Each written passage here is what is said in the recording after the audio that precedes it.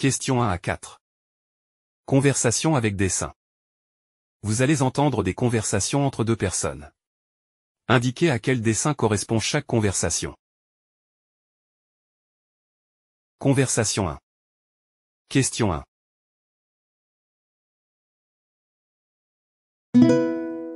Tu as vu mon nouveau vélo? Oui, il est super, j'adore sa couleur. Oui, moi aussi. Et il a un panier devant, c'est pratique. Conversation 2. Question 2.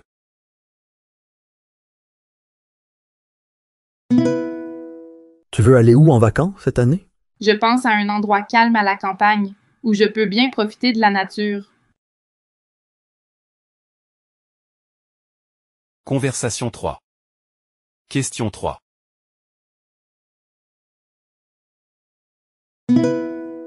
Salut! Samedi soir, il y a la cérémonie des trophées du bénévolat 2025 à la mairie et j'y reçois un prix pour mon engagement avec l'association Lire pour tous.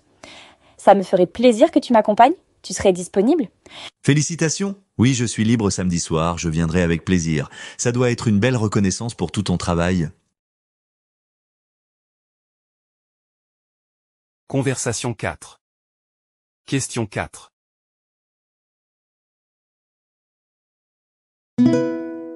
Bonjour, tu vas bien? Excuse-moi, je n'ai pas pu m'empêcher de remarquer que tu as beaucoup maigri.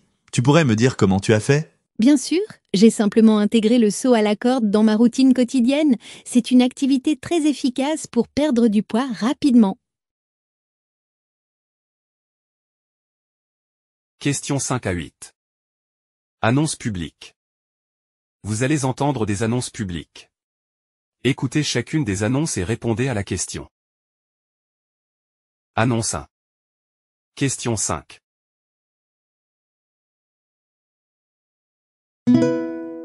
Attention, l'accès à la zone délimitée par le ruban rouge est formellement interdit. Des opérations sont en cours et il est impératif de ne pas s'en approcher. Merci de rester derrière les barrières et de suivre les indications du personnel sur place.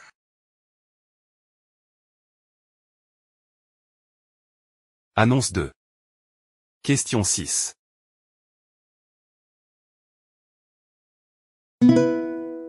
Coureuses, coureurs, merci de rejoindre dès maintenant la ligne de départ pour la foulée des Coteaux 2025. Le départ est imminent. Vérifiez vos lacets, ajustez vos montres et placez-vous dans votre sas correspondant. L'équipe chronomètre est en position.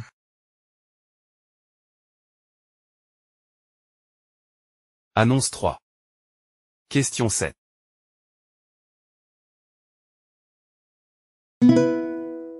Chers invités, l'Université Horizon vous invite à découvrir ses programmes d'excellence, double diplôme, stages à l'international et encadrement personnalisé.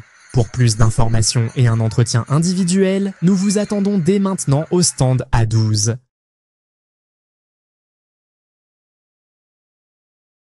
Annonce 4. Question 8.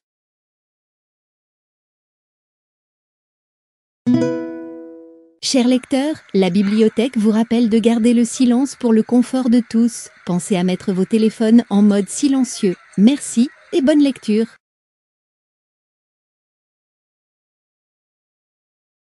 Question 9 à 14.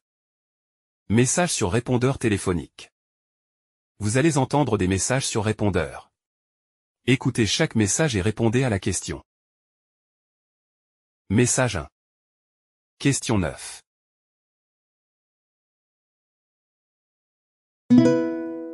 Bonjour Gaspard, c'est Clément. Merci de finaliser le rapport du dossier de la Rive avant 17 h aujourd'hui et de l'envoyer à la direction une fois terminé.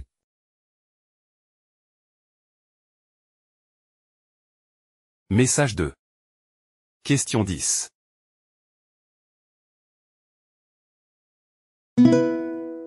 Bonjour Marc. Delorme à l'appareil. Je ne pourrai pas assister à la réunion de 14 h. Peux-tu, s'il te plaît, m'y représenter et prendre note des points principaux? Merci d'avance.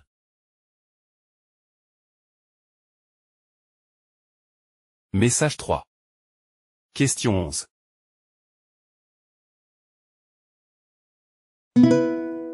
Salut Alex, c'est moi, Lily. Écoute, il y a une séance de cinéma en plein air ce soir à 20h au Parc Monceau. J'aimerais qu'on y assiste ensemble. Tu es libre?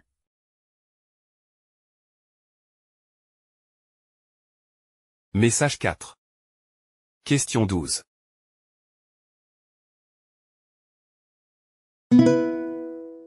Bonjour, ici Sophie Martin de Logistrans. Nous passerons déposer le mobilier pour le client depuis ce jeudi entre 10h et midi. Merci de vous assurer que tout est prêt à l'accueil.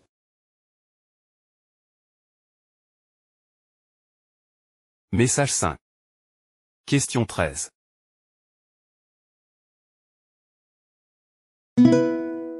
Salut Julie, c'est Karim. Tu vas bien? À ta place, je prendrai l'option avec garantie étendue. C'est plus sûr à long terme. Tu me diras ce que t'en penses. À bientôt.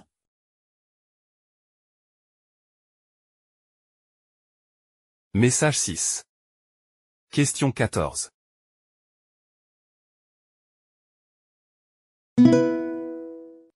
Bonjour, ici Camille de Maison Épure. Cette semaine seulement, nos rideaux sur mesure sont à prix réduit. Passez en boutique ou appelez-nous pour en profiter.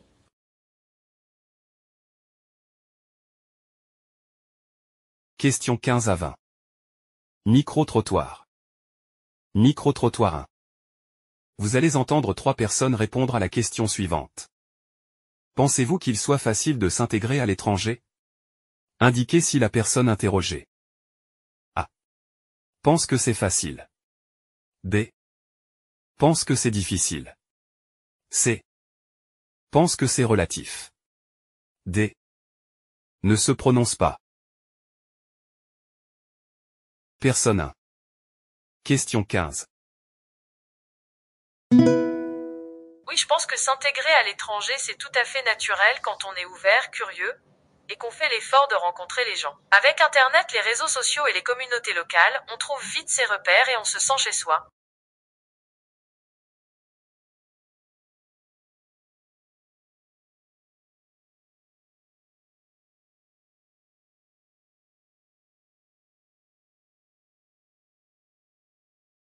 Personne 2.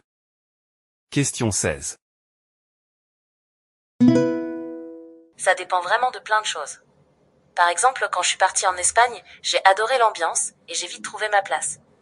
Mais dans un autre pays avec une culture très différente, ça m'a pris plus de temps. L'environnement et les gens jouent un grand rôle.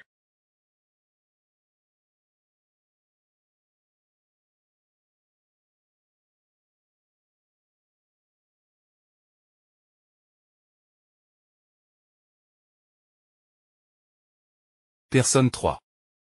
Question 17. Absolument. Changer de pays, c'est super stimulant. On découvre de nouvelles cultures, on apprend vite la langue, et les gens sont souvent très accueillants. Il suffit d'être soi-même, de participer à la vie locale, et tout s'enchaîne naturellement.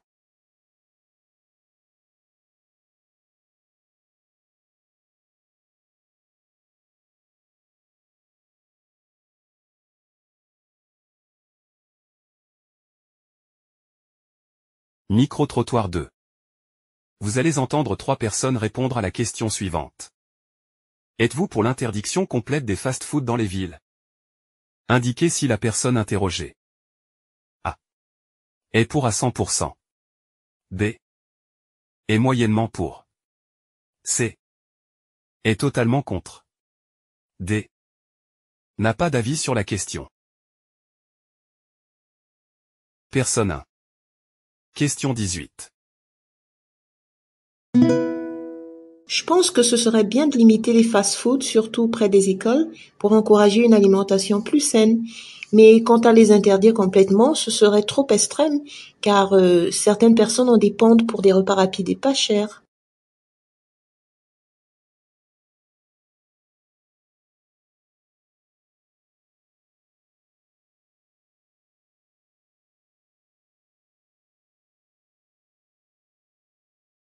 Personne 2.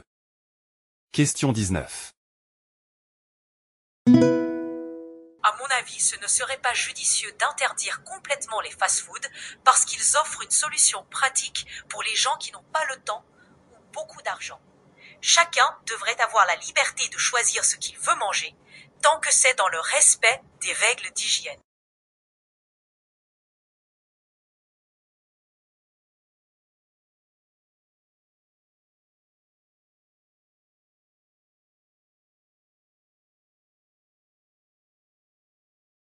Personne 3. Question 20. Il est grand temps de le faire parce qu'ils nuisent à la santé publique, favorisent la malbouffe et génèrent énormément de déchets. En plus, leur modèle intensif pollue l'environnement.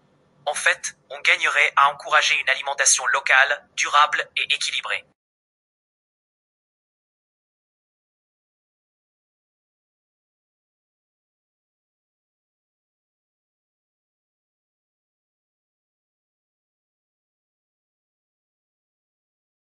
Questions 21 et 22. Chronique radio. Vous allez entendre 2 chroniques diffusées à la radio. Écoutez chaque chronique et répondez à la question. Question 21. Chronique 1.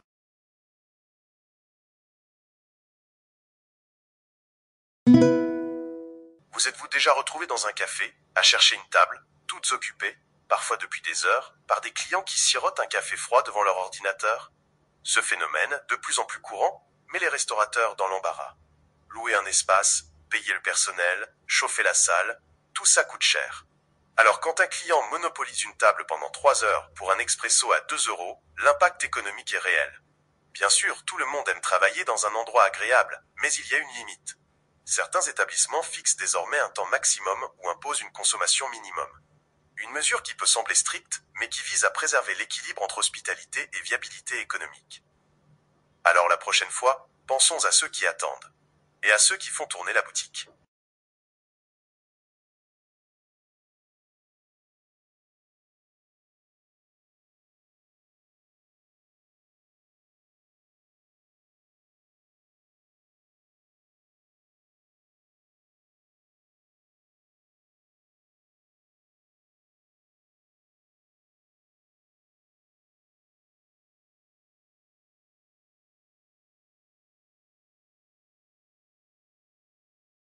Question 22. Chronique 2.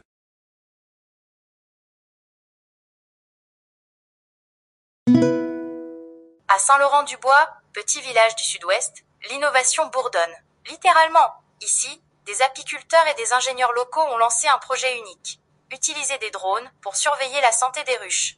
Ces petits engins volants équipés de capteurs mesurent la température, l'humidité et détectent les sons des abeilles pour anticiper les maladies.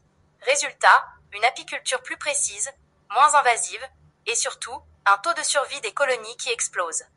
Mieux encore, le village attire désormais des curieux, des écoles, et même des start-up vertes, créant de l'emploi local autour d'une technologie douce et respectueuse. Comme quoi, même dans les coins les plus tranquilles, les idées les plus futuristes peuvent éclore entre 2 champs de tournesol.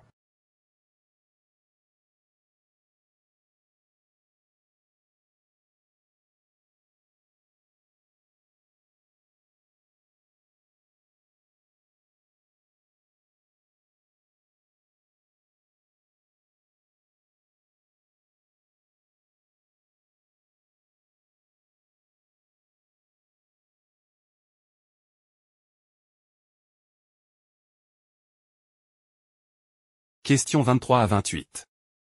Interview. Lisez les questions, ensuite, écoutez l'interview et répondez aux 2 questions. Interview 1. Questions 23 et 24.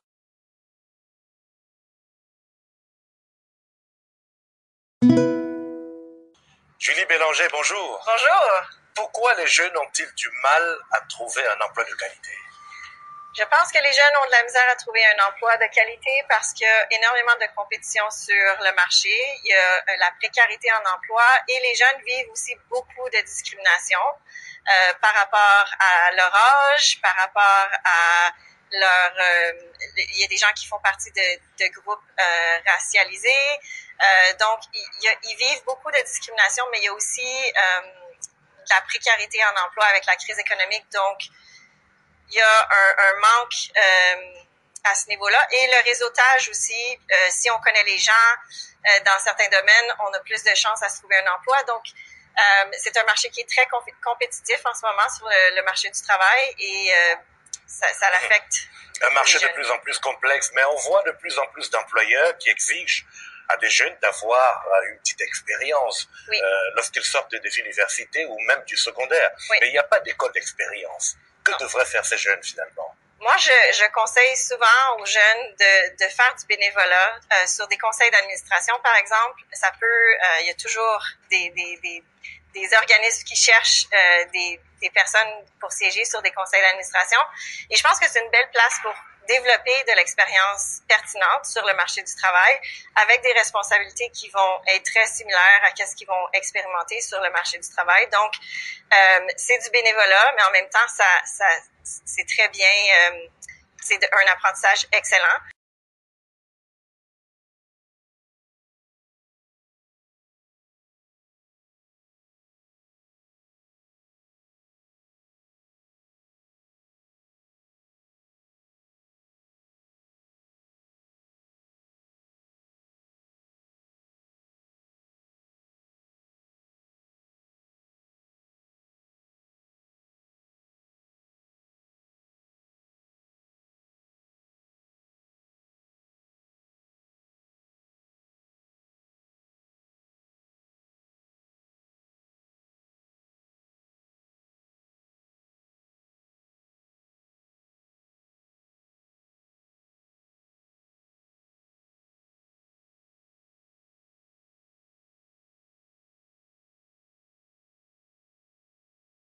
Interview 2.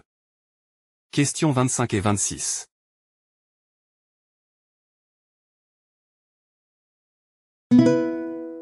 Bonjour, Madame Parent. Bonjour. Écoutez, tout simplement, votre réaction à chaud du fait qu'on va interdire les cellulaires sur les terrains des écoles, vous en pensez quoi?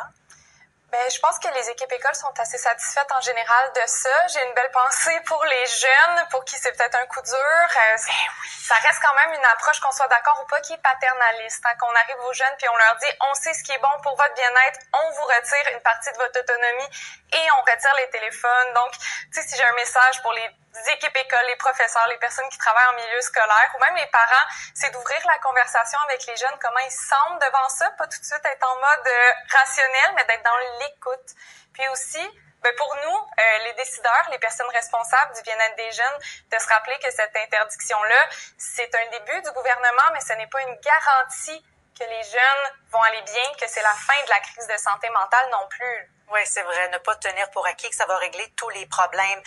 En terminant, parce que l'argument qui est évoqué pour pouvoir y aller de cette mesure-là à compter de septembre prochain, c'est que les écrans jouent un rôle important dans tout le phénomène de l'intimidation.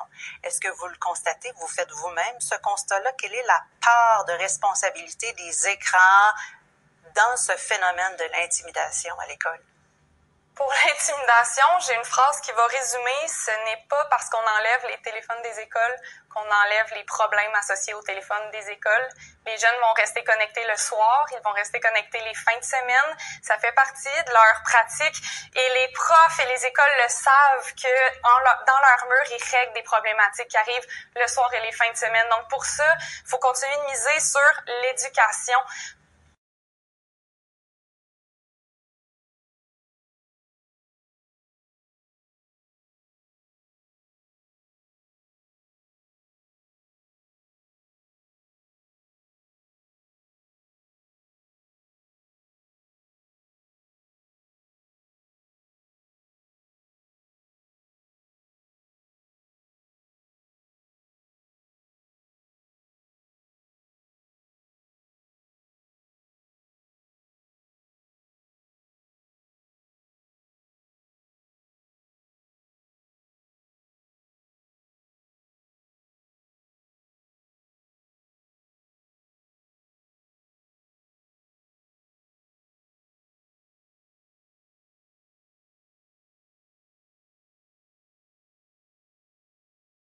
Interview 3. Questions 27 et 28.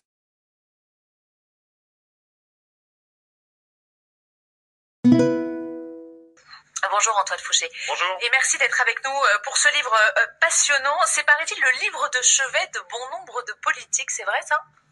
En tout cas, j'ai eu la chance d'en voir plusieurs, oui, et de pouvoir discuter du diagnostic et des propositions avec beaucoup d'entre eux. Bon, et ils ont l'air convaincus ou...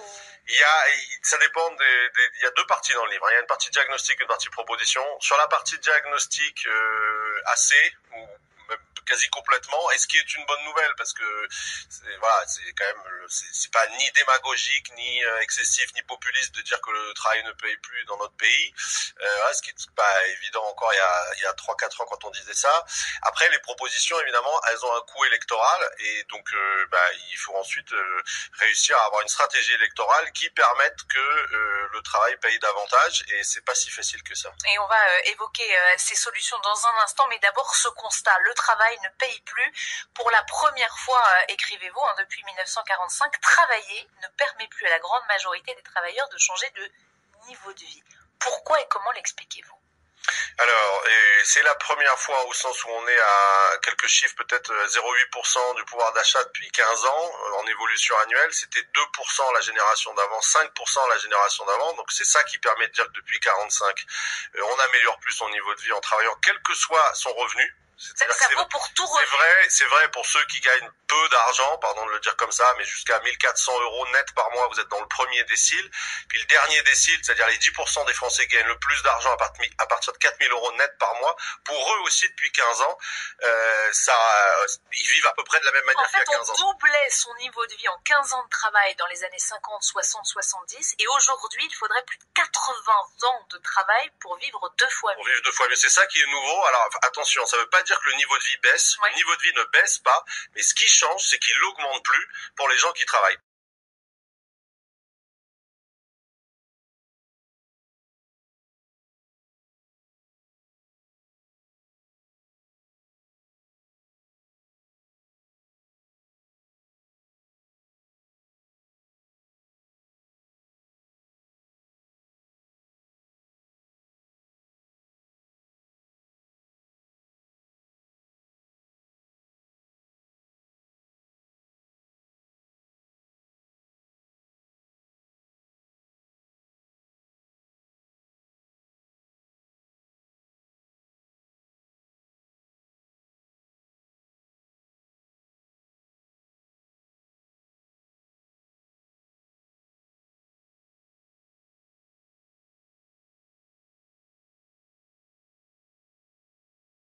Questions 29 et 30.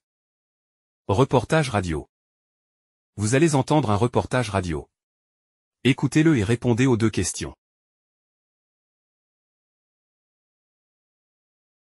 Une vingtaine de vieux vélos entassés, des centaines de pièces d'occasion rangées par catégorie sur une étagère et des outils posés au mur. Dans l'atelier de la cyclette, tout est à disposition pour remettre à neuf son vélo. Margot Franquet est une employée de l'association. Elle n'est pas là pour réparer les vélos, mais pour aider à les réparer par soi-même.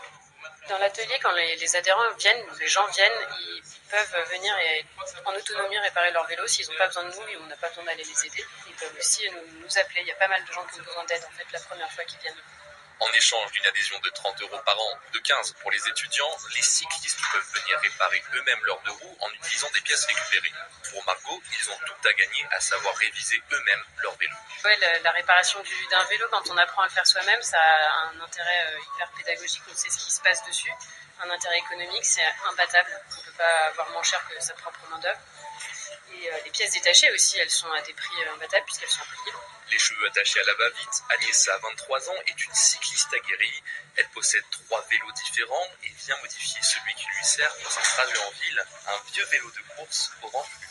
Il est un tout petit peu trop grand, donc j'essaye de voir qu'est-ce que je peux modifier pour faire en sorte que ça soit confortable. Elle endosse un des pneus de travail en libre accès et retrouve ses lignes. Ouais, c'est écologique, économique, mais c'est aussi parce que c'est gratifiant d'apprendre à connaître son vélo et savoir le réparer. La première fois que j'ai changé une roue, je me suis sentie ultra forte. Ça me paraissait ultra dur et en fait c'était assez facile. Et puis en fait là, ça me permet d'avoir plein d'outils, d'avoir plein de conseils différents et c'est cool. Une autre activité de l'atelier, la récupération de vieux vélos abandonnés ou abîmés. Marc étant stagiaire de la cyclette, il examine l'un d'entre eux. C'est un vélo qu'on pourrait soit remonter et le mettre à la vente, soit le mettre au démontage pour récupérer les pièces, pour s'assurer de sa destination un peu. On teste la potence, par exemple la tige de selle, qui là est encore bloquée. Ce vélo pourrait être à remonter. Si le vélo peut être remis en état, il sera ensuite proposé à prix cassé aux adhérents de l'atelier ou utilisé pour des sorties organisées avec d'autres associations. En France, le réseau L'Heureux Cyclage recense près de 538 ateliers d'autoréparation sur tout le territoire. Ouais, c'est trop bien. Plusieurs cerveaux.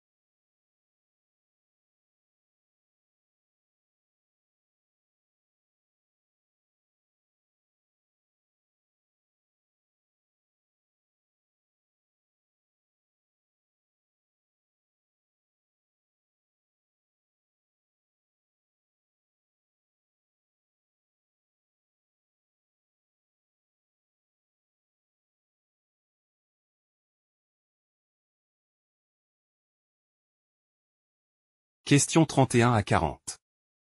Documents audio divers. Vous allez entendre divers documents audio. Écoutez chaque message et répondez à la question. Question 31.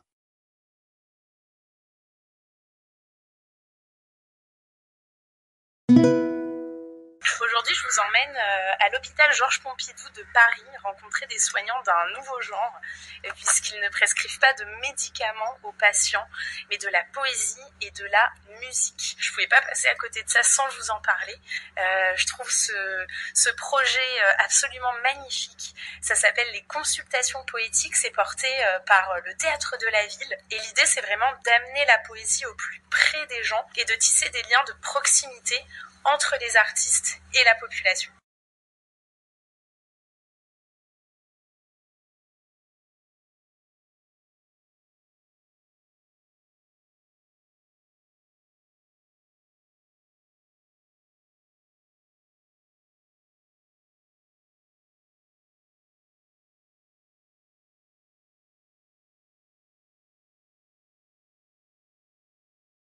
Question 32.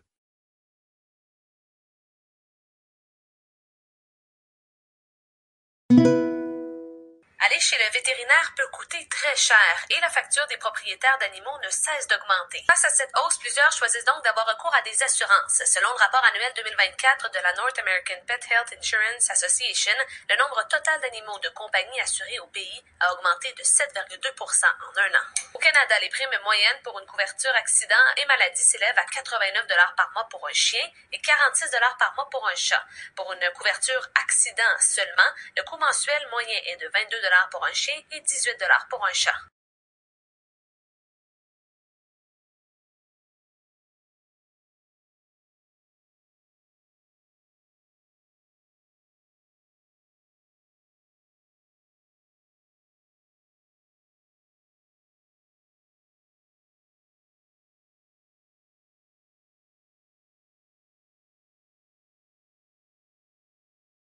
Question 33.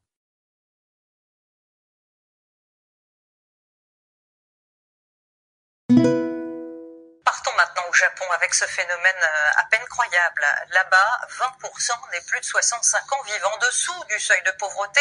Les maisons de retraite sont tellement chères que certains seniors n'hésitent pas à commettre des délits pour être incarcérés, des sortes de prisonniers volontaires qui profitent ainsi du gîte et du couvert.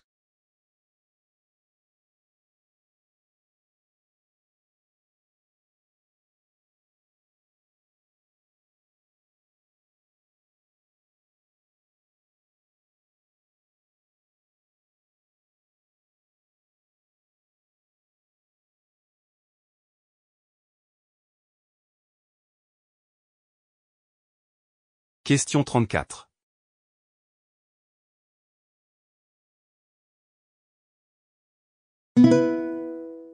Québec va élargir le système de consigne à toutes les bouteilles et canettes. Les contenants de carton seront inclus dans un deuxième temps. Les Québécois consomment pas moins de 250 millions de bouteilles de vin et de spiritueux par année. C'est 3 milliards 750 millions de contenants de verre, de plastique, de métal qui feront l'objet d'une consigne à 10 cents. Ce sera 25 cents pour les bouteilles de vin. Avec 10% des contenants non retournés à terme, ça veut donc dire 44 millions de dollars qui seront investis pour les centres de tri, la collecte et les coûts du système.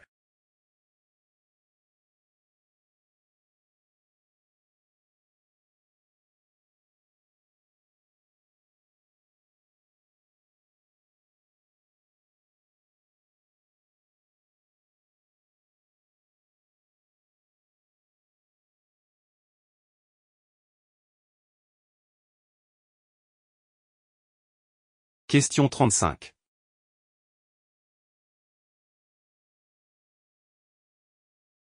Vous avez peut-être vu passer cette vidéo sur les médias sociaux de moi. Il y en a une autre aussi de mon collègue Yannick Godin. Ces vidéos sont fausses. Elles ont été créées par l'intelligence artificielle. On a utilisé notre voix, notre visage dans le contexte du téléjournal Acadie pour nous faire dire à peu près n'importe quoi et surtout inciter les gens à se rendre sur un site d'investissement frauduleux. C'est un phénomène inquiétant, mais aussi grandissant.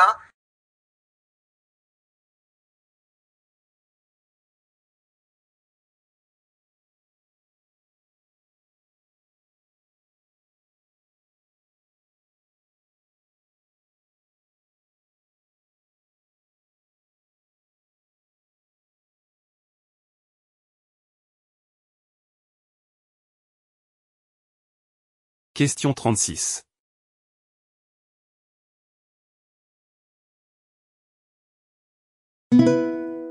Bienvenue dans Terrienne, l'actualité sur la condition des femmes dans le monde. Le monde de l'investissement reste encore largement majoritairement masculin aujourd'hui. Pourtant, les femmes représentent un potentiel non négligeable. Selon le magazine Forbes, leur implication pourrait aboutir à terme à libérer un potentiel de 3 000 milliards d'euros supplémentaires injectés dans l'économie. Alors, faut-il devenir un homme pour lever des fonds?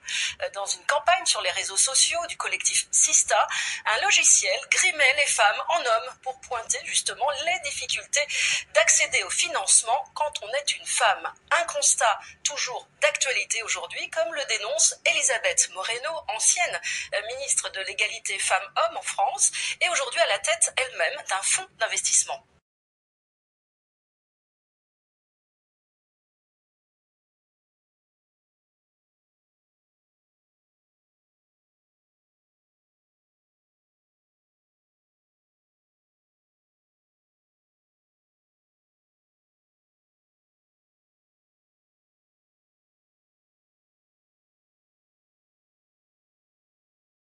Question 37.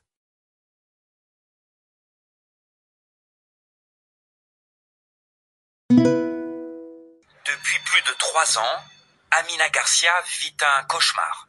Une situation kafkaïenne dans laquelle cette étudiante de 21 ans est enfermée, à son grand désespoir. Des amendes par dizaines envoyées par la SNCF pour des trajets en train qu'elle aurait effectués sans titre de transport.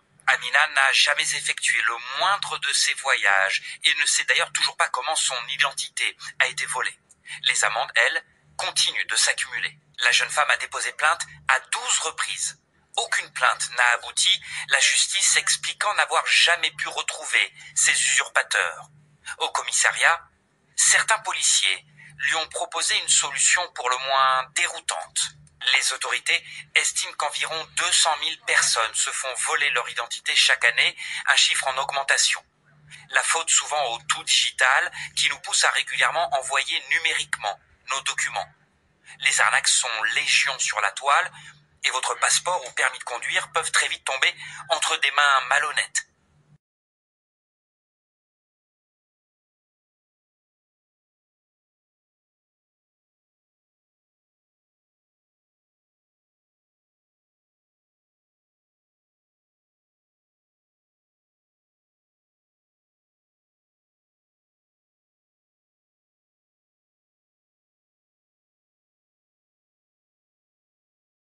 Question 38.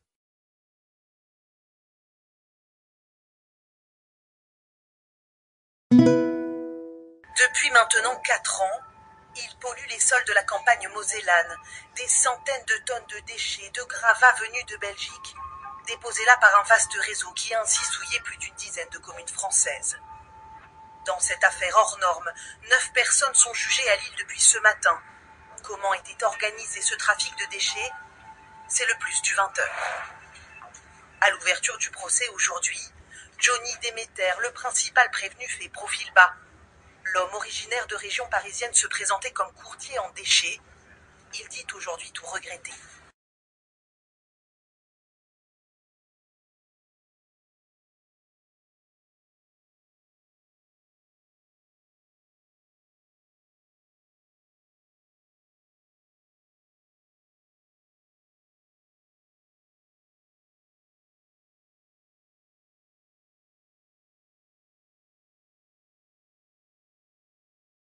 Question 39.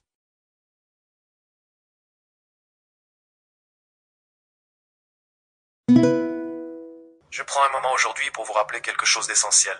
Vous devez savoir que chacun d'entre nous a des responsabilités claires, et ces tâches doivent être accomplies avec rigueur.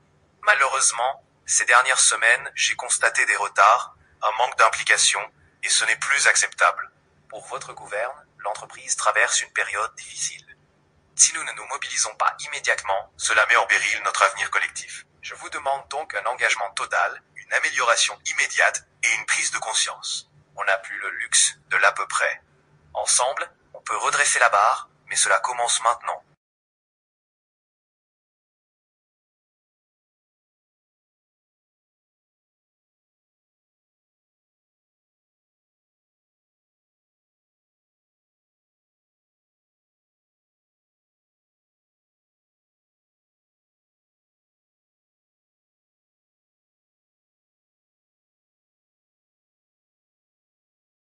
Question 40.